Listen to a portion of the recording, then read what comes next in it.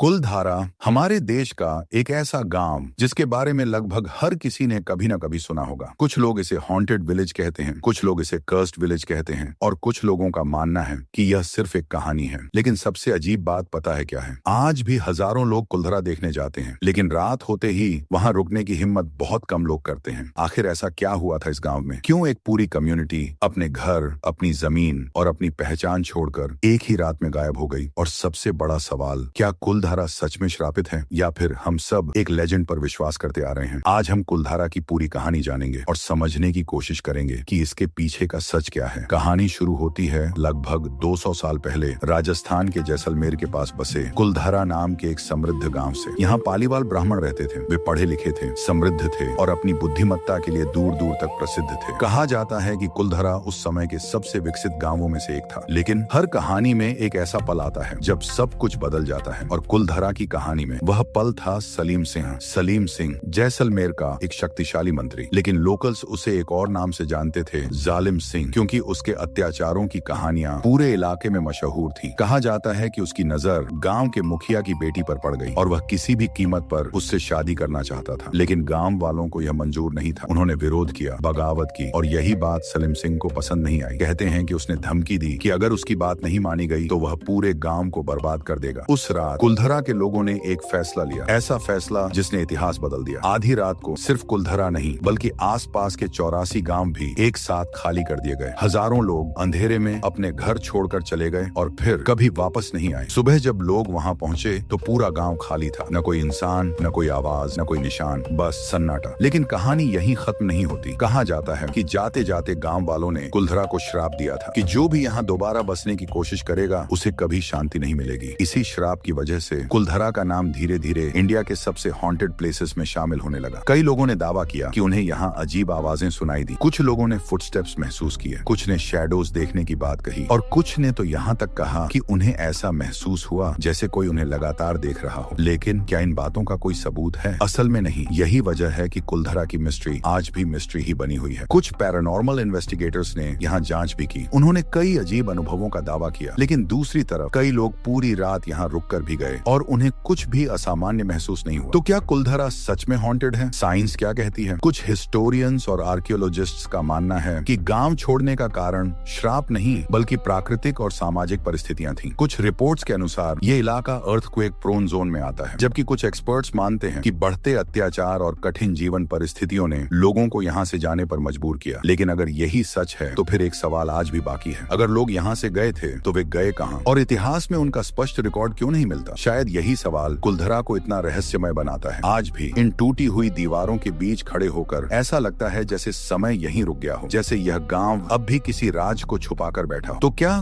कुलधारा सच में श्रापित है या फिर यह सिर्फ एक ऐसी कहानी है जो पीढ़ी दर पीढ़ी सुनाई जाती रही और धीरे धीरे एक लेजेंड बन गई? शायद इसका सच इन खंडहरों के बीच कहीं छुपा हुआ है, या फिर शायद हम कभी इसका सच जान ही न पाएं। अगर आपको ऐसी मिस्टीरियस, हॉरर और अनसॉल्व स्टोरीज पसंद है तो वीडियो को लाइक करो, चैनल को सब्सक्राइब करो और कमेंट्स में जरूर बताओ, क्या आप रात के समय कुलधारा जाने की हिम्मत करोगे?